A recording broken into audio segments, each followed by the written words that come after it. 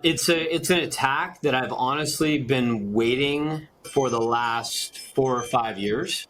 It's one that's been blatantly obvious to me that a bad actor can create a very nice supply chain attack using tools that MSPs use.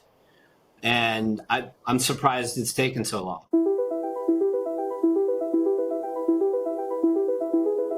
Welcome to Cybersecurity Heroes, an Iron Scales podcast about you, the heroes of cybersecurity. You're about to hear and learn practical and experiential knowledge in our conversations with CISOs, security directors and architects, SOC analysts, and other InfoSec stars so we can become more cyber resilient and safer together. Let's get into the show.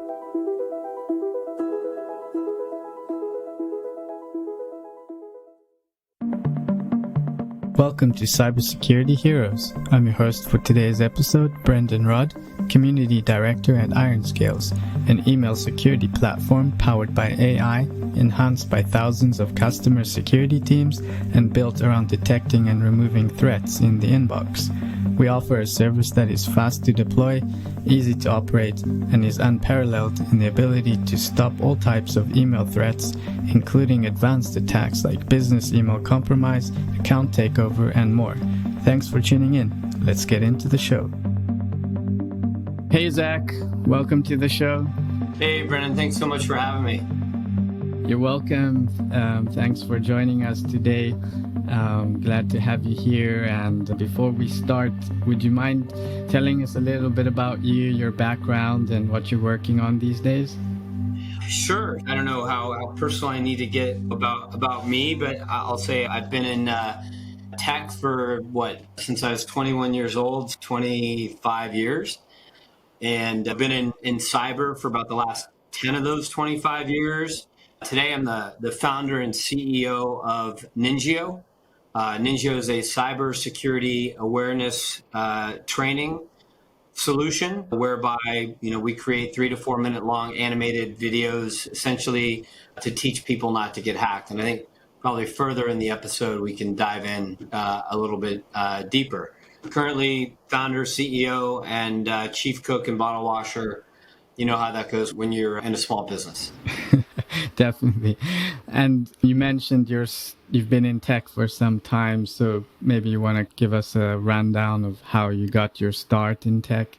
Yeah, absolutely. It's probably been longer than 25 years, honestly, professionally 25 years. But when I was a kid, I was, 12 years old probably.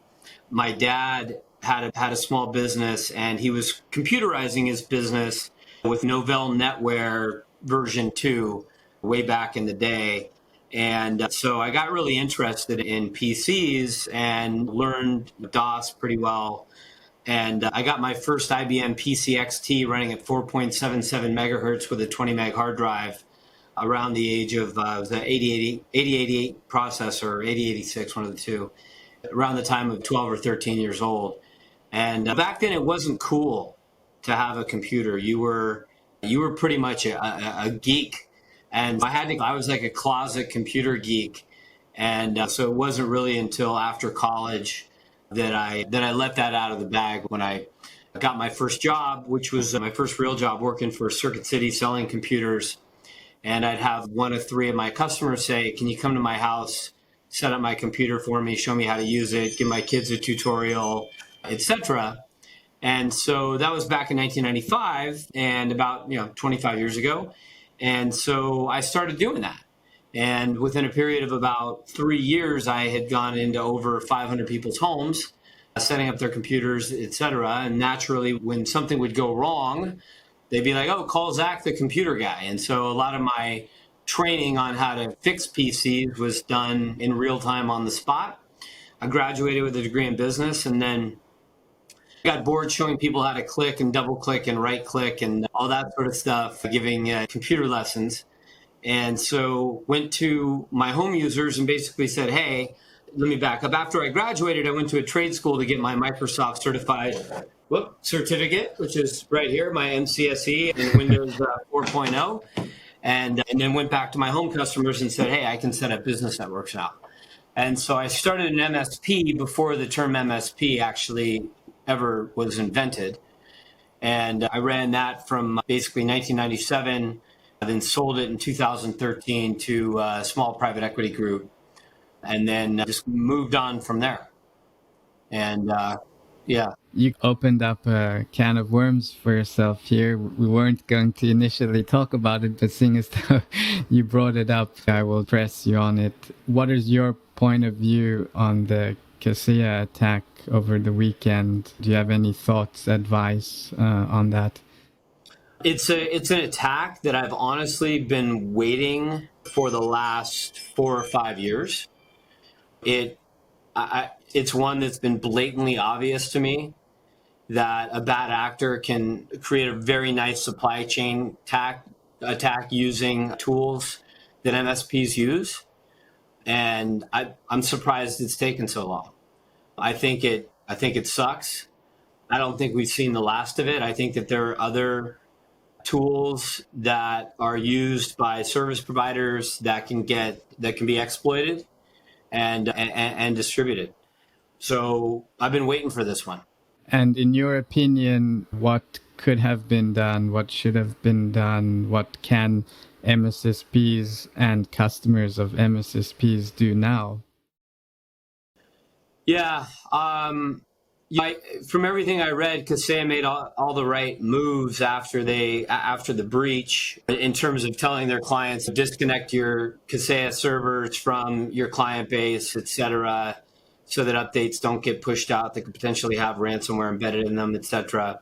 I think that from Kaseya's standpoint, I'm not positive on the exact attack vector. I know that there was a firm based in the EU somewhere who had discovered kind of a zero-day exploit and had appropriately made public that exploit, and Kaseya was in the process of fixing it. I don't have full clarity on whether or not that was the vector that the bad actors used, was that exploit, or if, exactly how the attack went down. It's just another round of the bad actors leveraging technology and supply chain type environments to get after as many businesses and as many, endpoints as possible. I think my advice today would be, if you are a company that was serviced by an MSP and that MSP was using Kaseya, obviously you're disconnected from it now. I know that they're patching it, but it would be to run updates immediately, manually. Run Windows Update, apply those updates. One of those updates is a cumulative update that fixes the print spooler vulnerability that was announced by Microsoft just a few days ago. And so that's one that normally Kaseya and the MSP would have patched, but if you're disconnected from that, that's a pretty important cumulative update to get rolled out. And if Kaseya is not managing your small business, then my advice would be run those updates on your own. As a CEO, how would you respond to your customers in an event like this? Because mostly we've just been hearing, it was the intern's fault. So there's no real role model, I would say, for companies coming out after a breach with a statement that everybody can applaud. So just curious to hear your thoughts on how you would handle something like that. I think first and foremost, I have several rules when it comes to communications, whether they're in a critical nature like this. But number one is being fully transparent and letting everybody know up to the minute what I know as CEO that has taken place, who it's impacted, what you should do. Number two is accountability. Whether it was me or an intern or whoever it was within Kaseya, the reality is that the buck stops with me as CEO, so I'm ultimately accountable. And so I would hold myself accountable in any statement that I made. And last, I would have a sincere apology that it took place. And maybe that would be third. And then last would be to give everybody assurance that we have all hands on deck and that we are working on rectifying this as soon as we possibly can, and that we're fully cooperative with all governmental agencies that have gotten involved. So moving on to your business, how did you start NINJIO? How did you get the idea? Yeah, so back in my MSP days, I would see clients succumb to breaches. And back then it was like adware or spyware, that sort of stuff. The stuff that people would get on their computers was a little less destructive than it is today. And the thought crossed my mind in almost every instance. It was somebody that clicked on a link that they shouldn't have, they visited a website they shouldn't have, etc. Human error. And so I had the thought, it was a fleeting thought at the time because I had an MSP with 100 employees. But I just thought to myself, if I could educate all of these end users on what to do and what not to do, I would definitely really save our clients a lot of heartache and headache. After I sold CalNet, my MSP, back in 2013, I then helped my dad get his business ready to sell, and we sold that. And then the idea popped in my head again about, it was after reading actually an industry trade mag that talked about the horrific state of security awareness training and how boring it is and how it's all designed really to be a check the box type exercise. And I thought back to my MSP days and I said, how can I flip the script on this? How can I really turn this thing on its head from cybersecurity awareness training? And so went onto YouTube, I typed in cybersecurity awareness training, and the first thing that came up was a 45-minute long death by PowerPoint lecture where the lecturer covered literally 14 topics in the first 10 minutes. And I said to myself, there's no way that anybody is going to actually learn from this. And if they do learn from it in 2 weeks' time, they're not going to retain the information. And I just said, this is not the way to educate people. And so I really took out a blank canvas and said, if my name were Joe and I were your average information worker sitting in front of a computer for 8 hours a day, knowing that being educated on cybersecurity awareness is not something that I need to be educated on to actually do my job, which makes it a challenge because it's not like you're learning some new software that you need to learn how to use to do quoting so you can make money. This is training on, I don't have to learn this to get my job done. And given that mindset, I really came up with some pretty core components of NINJIO. One was micro learning. I wanted people to learn in short bits and bytes that would keep their attention. Number two, a core part of it was storytelling. I wanted people to learn through inference, through stories, as opposed to through lectures. People can get emotionally connected to a story. You cannot get emotionally connected to a lecture. I knew that the stories had to be great. We're based in Los Angeles, which is a hop, skip, and a jump away from Hollywood. So I can throw a rock, and I have a 50% chance of hitting a Hollywood writer in the head from where I live. So I knew that the stories had to be good and written by a true Hollywood writer. And it turned out that in a weird series of events, a good friend of mine, fraternity brother of mine in college, was a writer for CSI New York and the new series of Hawaii Five-0. In September of 2015, I approached him with the idea. And he said, I don't know if it'll work, but I know the few other things that you've done have worked, so I'll give it a shot. And we gave it a shot. And I was focused on doing the production and animation. I wanted high quality voice actors, so we hired a professional voice acting studio. And I just said to myself, I'm going to do everything top notch. I had this Steve Jobs moment of it's got to be the best of the best. And so we executed on that strategy. And let's see, we're in July. So 67 episodes later, here we sit today. We've launched a new episode once a month since we launched in January of 16. We have not missed a month. And the episodes are talking about the latest breaches, the latest attack vectors. I was on the phone yesterday with my CISO and our scriptwriter, and we have a brilliant story around the Kaseya attack, and that's going to be our September episode. Awesome. We'll be looking forward to tuning into that one. So there's obviously no shortage of phishing awareness and training companies out there, and you touched on a few differentiators. Is there anything else that you can contribute to your success? Because like I said, there's no shortage and you're obviously doing very well. So maybe you can kind of share the secret sauce or what's behind the success. Yeah, I think number one, you have to have a great, and this goes for anybody, right? You have to have a great product. And we've been able to produce a great product with a lot of magic behind it. between the Hollywood style storytelling. Starting last year, I think 7 of 12 episodes had a celebrity actor as a guest star. And starting in September of last year, we committed to ourselves and to our clients that every future episode is going to have a celebrity actor as part of the episode.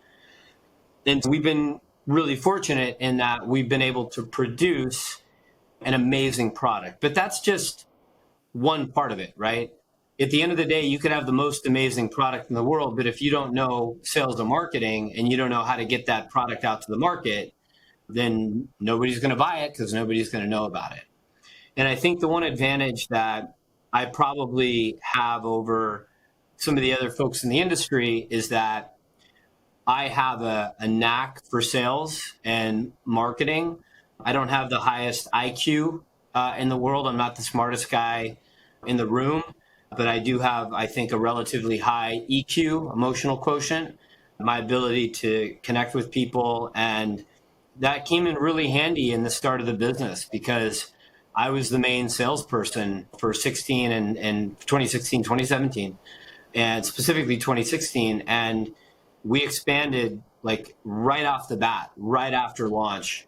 It was just, man, like just picking up, new clients. And then the business really exceeded my expectations. I had forecasted that we would, pick up a lot of businesses in the kind of sub 100 employee market. And that was only based on my experience as an MSP, because that's the market you serve, is really the small business. I didn't imagine that we would have customers that have 750,000 users under one company. And that's been pretty mind-blowing to me, just with respect to the reach that we have. And we don't ever talk about who our clients are publicly for their protection and for ours as well. But we've got a good set of blue chip organizations, some very significant governmental organizations that are using NINJIO to help keep their organizations, their employees, and their employees' families safer.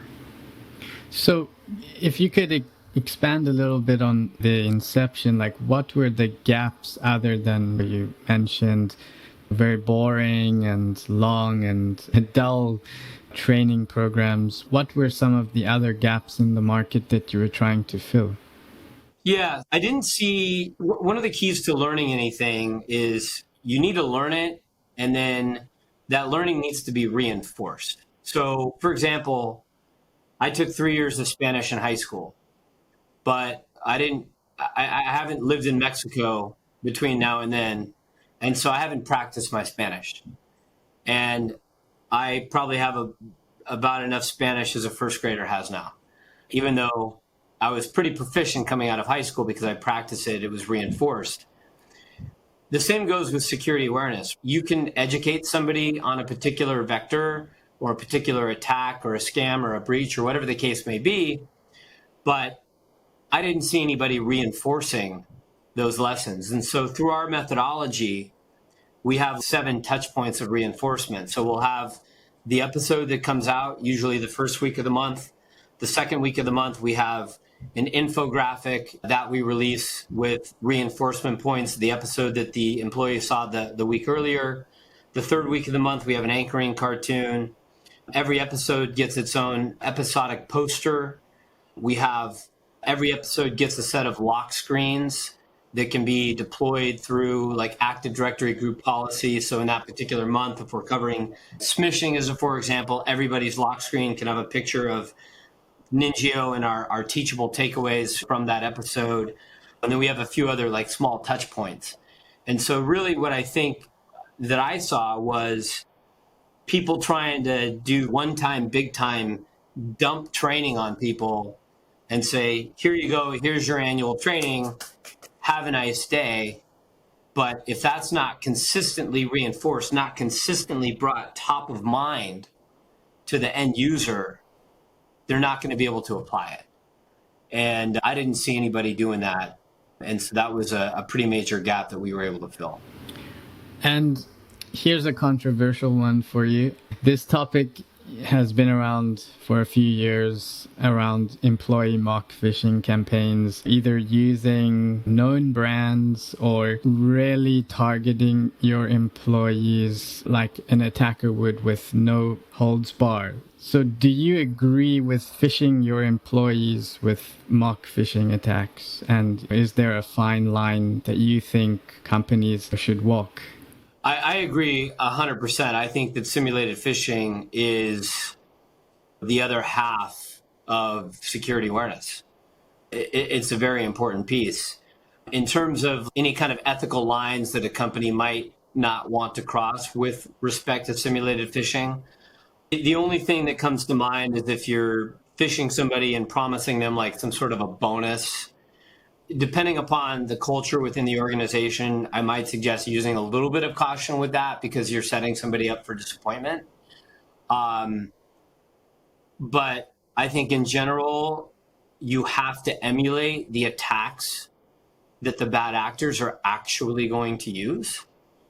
And so from that standpoint, I would say in general, I would have a no holds barred approach to simulated phishing attacks. Because I've heard many times, and I'm sure you as well, if you want to beat the attackers or defend equally, you have to think like an attacker. And if you don't take the gloves off, then are you at a disadvantage because the attackers don't play nice? So I understand that ethical line. I don't know where do we draw the line, because again, we need to understand how the bad guys act.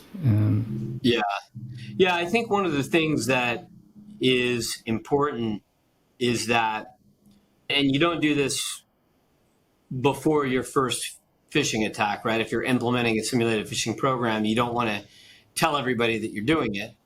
But after it's been done and the results have come back, et cetera, I think it's important to communicate to your team at the highest level to just let them know that part of our program is going to be launching simulated phishing attacks on a cadence of which you don't let them know what the cadence is, but to also disclose to them that they are going to be attacks that mirror the attacks that are out there right now. They might talk about employee benefits, employee bonuses. They might talk about different things. Don't get your hopes up until it's been verbally confirmed in terms of a bonus or a gift card or anything like that. Don't get your hopes up until it's been verbally confirmed from management that's actually happening.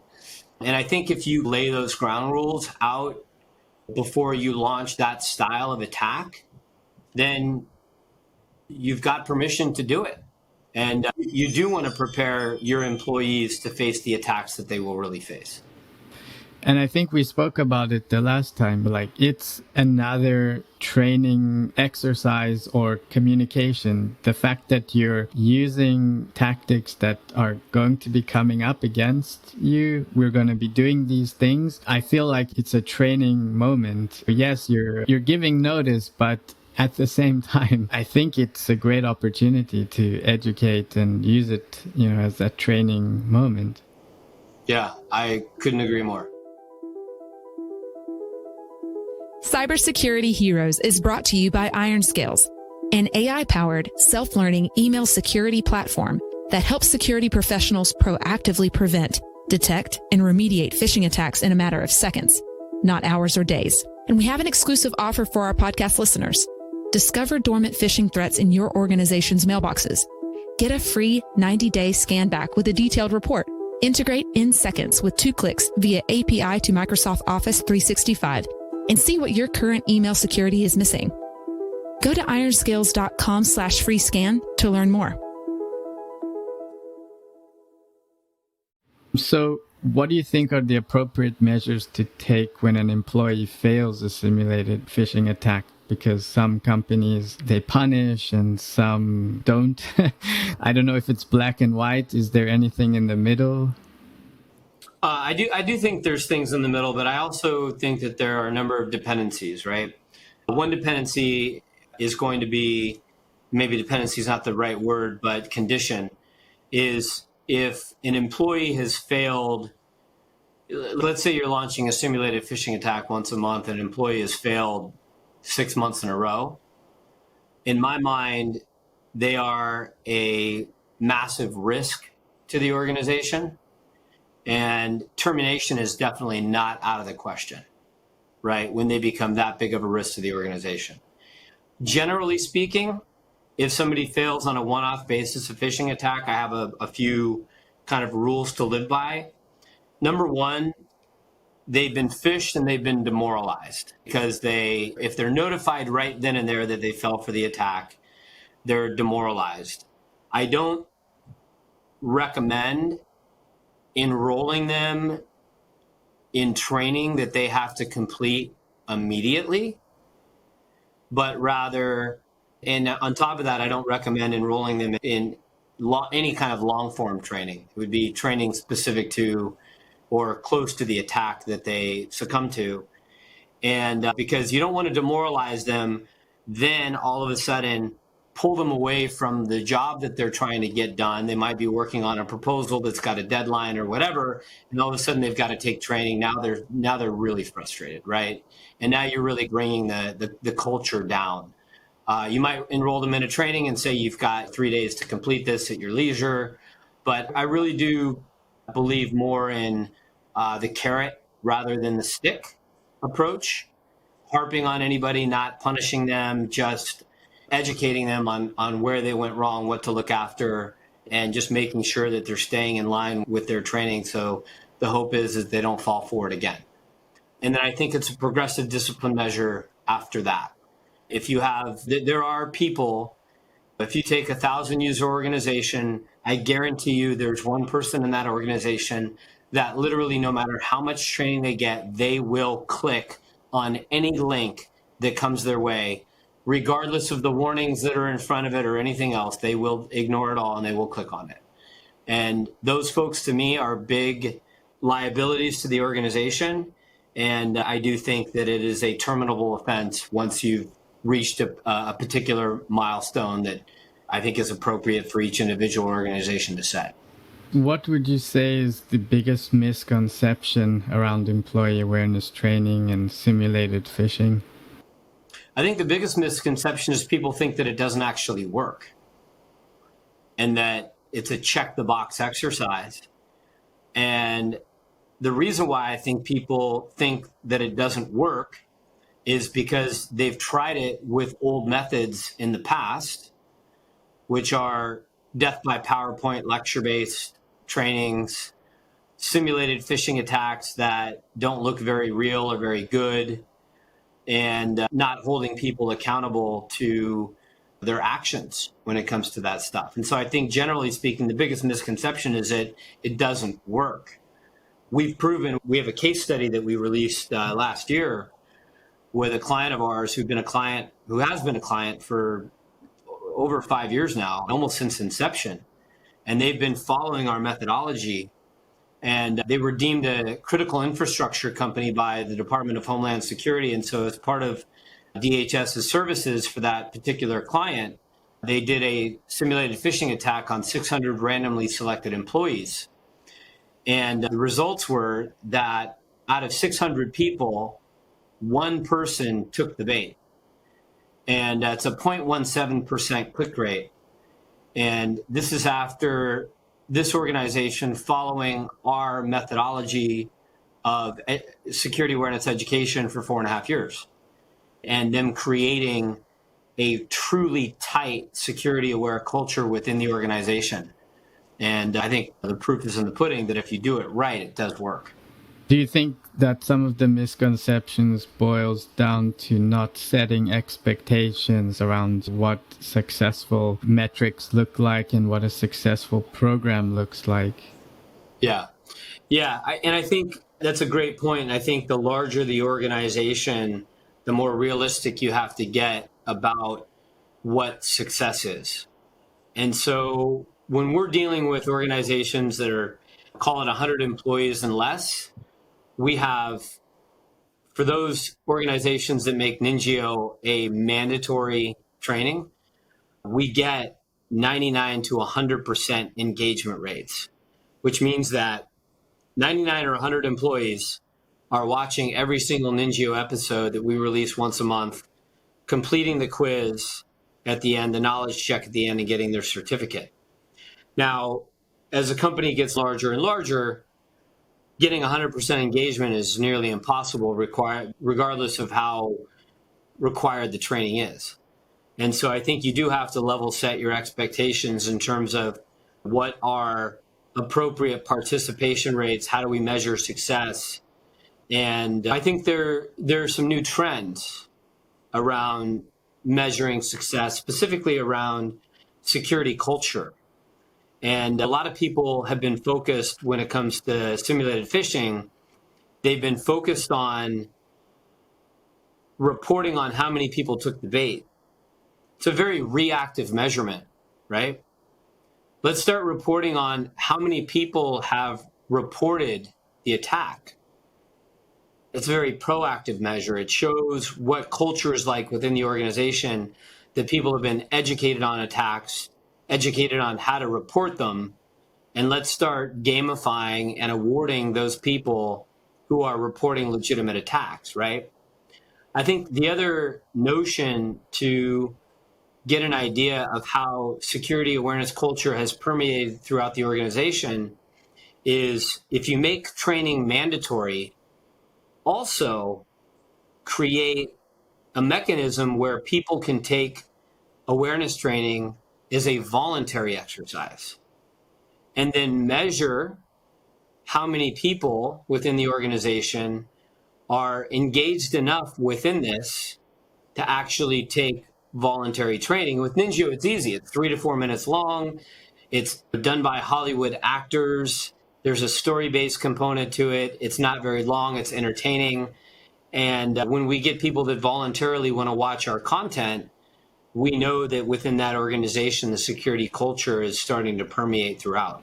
Perhaps there's another layer here, no pun intended, but security awareness training is just one layer in your, email security and info security layers. So I'm not sure if you've had misunderstandings or companies kind of expecting awareness and training to be a silver bullet when really it's a piece of the bigger puzzle.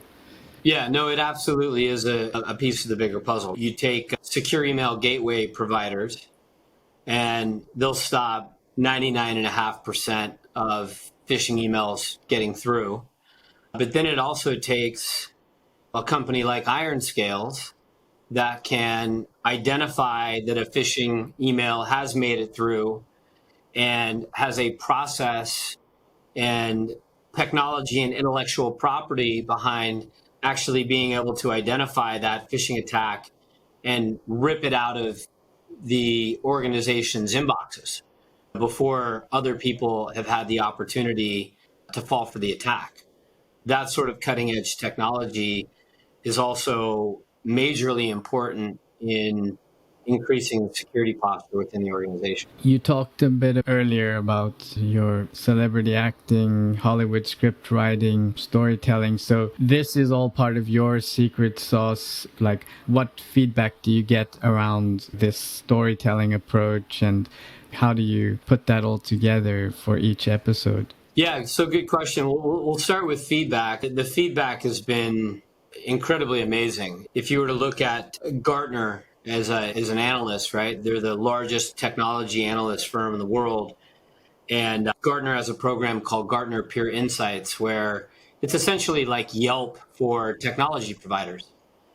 And Gartner every year has an award called the Customer's Choice Award or designation from Gartner, in which the 42 security awareness companies that they cover today, there's probably more now, they award up to 7 to be placed in the customer's choice zone based upon surveys that have been collected by NINJIO's customers and our competitors' customers. In 2020, the report was released in January of this year. We were the only company to be designated as Gartner's Peer Insights Customer's Choice designee. And so I think that speaks leaps and bounds about how our clients view us. In addition to that, there's also other analyst companies out there that are smaller, Infotech. They run a web property called softwarereviews.com. we were up there in the number one position, and we had a conversation with them whereby they basically said the results that they got back from their surveys were so amazing that we became the far top right side of the quadrant. And it actually took all of the other players by their metrics and pushed them down. That actually removed people from their leaders quadrant into challengers. And so that's just direct feedback that we've gotten from our clients and the surveys that they've taken. There was a second part of your question to that now I'm blanking on.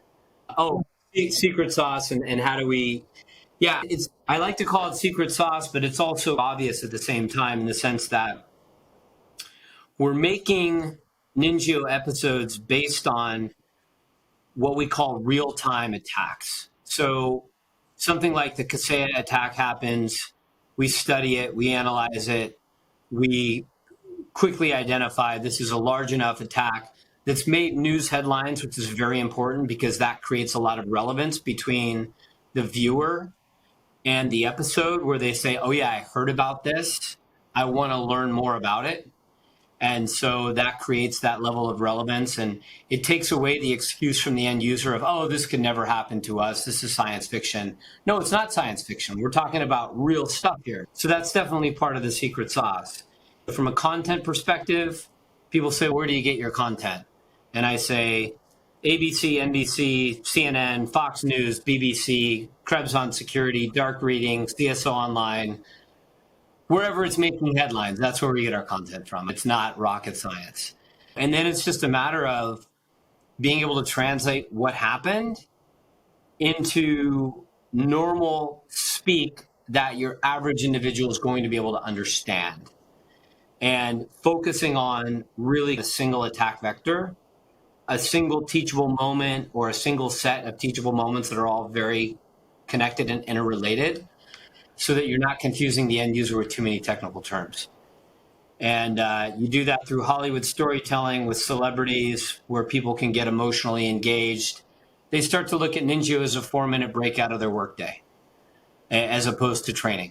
And I think that's the leg up that we've got on just about everybody else in the market. You spoke about culture previously. How do you correlate the success of your cybersecurity awareness program and cybersecurity culture within an organization? I think that our solution is highly adopted within organizations in terms of viewership and engagement. And it's just because of the format that we do it in. There's a micro learning principle that any segment of learning should not be longer than 4 minutes, because the human attention span, according to Microsoft, an advertising study they did, has dropped 33% since the year 2000. And so you're dealing with shorter human attention spans that need to be addressed. And so short, concise learning that's done through storytelling, people, they get into it. And a funny story, I've got NINJIO hats. I'll just go ahead and put this one on right now that I wear. And in the back, it says NINJIO. And I might wear my hat out to lunch and somebody will stop me and they'll say, oh my gosh, where'd you get that hat? Because they recognize Glitch, that's our moniker. And they recognize NINJIO. And I say, oh, I work for the company. And they're like, where can I get one of those hats? And it's organizations that are surrounding us, that we're in a big office place and we all go to lunch at the same place. And we have clients that are surrounding us. And just by that, I can tell that it's permeated throughout their culture. And we get clients all the time that give us feedback to say that our employees are talking about the next episode that's coming out around the water cooler. And so that's, I think that goes really well for us. And I think that's so powerful when it doesn't have to be pushed down from the top. It's actually like coming from the bottom up. Hey, we want the next episode versus, oh my God, not another episode. So how else do you measure success of an overall comprehensive security awareness program? I know we spoke about some false KPIs and metrics previously, so would love to get your take on this. Yeah, no, I think still looking at click-through rates is important, but that also has to be taken with a grain of salt. You can If you're trying to prove yourself as a phishing provider, you're going to launch a very hard attack initially to make as many people fall for it as you can. And then later on down the line, the phishing vendor will launch maybe a much more simple, more identifiable attack to say, hey, we got your click-through rates to go from 32% to 3%. Check us out. That all has to be taken with a grain of salt, right? It's all about sophistication of the attack, when the attack happens, how much stress is the employee under when they get the email? Do they get the email on their phone or on their computer? There's so many variables that weigh into that, and using that as an actual hardcore metric without taking it with a grain of salt. I really do think that reporting phishing attacks, I think that people voluntarily watching specifically NINJIO episodes is a great leading indicator of cybersecurity awareness culture within the organization. We have a program called Friends and Family Use Rights, where each one of our clients' employees can enroll up to 7 friends and family members to distribute our content to at no additional cost. And so we're really trying to spread that message into the home environment. We've been told by Gartner in no uncertain terms that we are the company that has content that crosses over very well from the work environment to the home environment. And I think that's in terms of our success through COVID and being able to deliver messages that were very specific to COVID and a lot of the scams that were going on, and delivering those messages to people's families was really important in protecting our clients and overall important to our success as a business. So, yeah. And what is your point of view on quality versus quantity? Because there's a lot of quantity out there, and some vendors have hundreds and hundreds of training videos, and you mentioned specifically only releasing 1 episode a month. So what's your strategy behind keeping it to 1 a month? Yeah. So first and foremost, every piece of learning needs to be in short bits and bytes today. So while we release an episode a month, as we talked about earlier, every week we've got a cadence of content that can get released and consumed within about 30 seconds or less. So that constant kind of reinforcement is really important. When you look at some of the other players in the space, as you said, they've got thousands of pieces of content. They've got them in various shapes and sizes, live action, animation, motion graphics, PowerPoints, etc. I think that a lot of leaders in charge of security awareness for organizations, they get confused about what content they should release. They don't necessarily know. They've got paralysis by analysis. They have so much content to choose from. They don't know what to do. And that's the beauty of NINJIO, is that nobody's going to get fired for releasing NINJIO, because they'll take our content, they'll get it approved by upper level management, and it gets signed off on, and you keep your job when you release the content. You can't realistically run by 17 different providers of content through leadership and get their blessing. And so a lot of times it just becomes up to the security awareness manager to figure out what's right for the organization. And so my belief is quality over quantity. You want to produce high quality content and not give people too many options to where they become confused. And as we wrap up today's episode, is there anything you want to add that you think we left out? Any last thoughts? I think that the environment, the cybersecurity environment, the attacks by nation states and organizations that are not necessarily nation state organizations but have nation state protection, they are going to increase at a rate and at a level that we've never seen before. And we're seeing the start of that. I don't want to get political about it, but I don't think that the U.S. has done enough or is going to do enough to prevent these things from happening. And I think that at the end of the day, cybersecurity is everybody's responsibility. And that message has to get communicated to every individual that has a computer or has a mobile smartphone. That cybersecurity is not the responsibility of the security department. It's not the responsibility of the technology tools that have been put in place. Cybersecurity is your responsibility. You are the last line of defense. And if everybody can let that sink in and become kind of part of their being and part of who they are, we're going to be a lot more protected. And as you said, there is no silver bullet. There are going to be attacks that get through, of course, due to code that's flawed or something of that nature that is just a combination of bad luck on our side and luck on their side.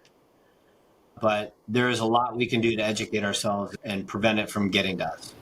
Do you foresee phishing awareness getting into the education system? I do, 100%. And I'm happy to see that universities now have cybersecurity majors, where before they were like information system majors.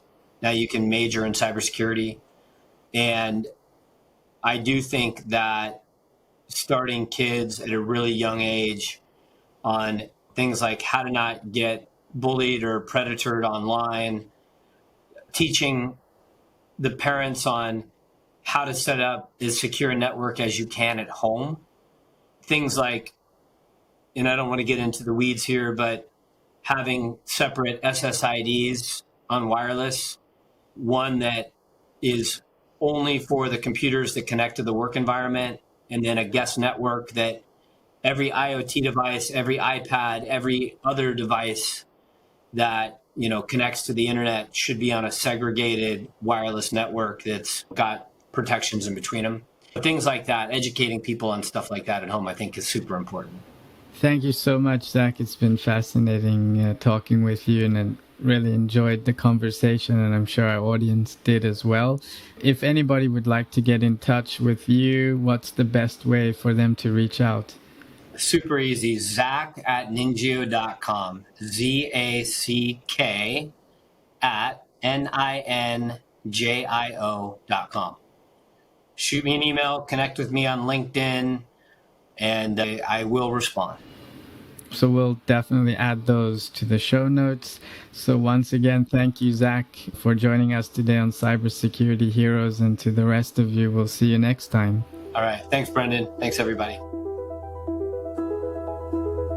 That's a wrap for this episode of Cybersecurity Heroes.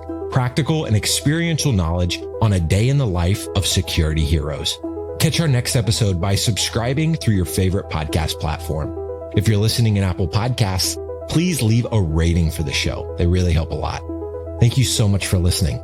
Until next time.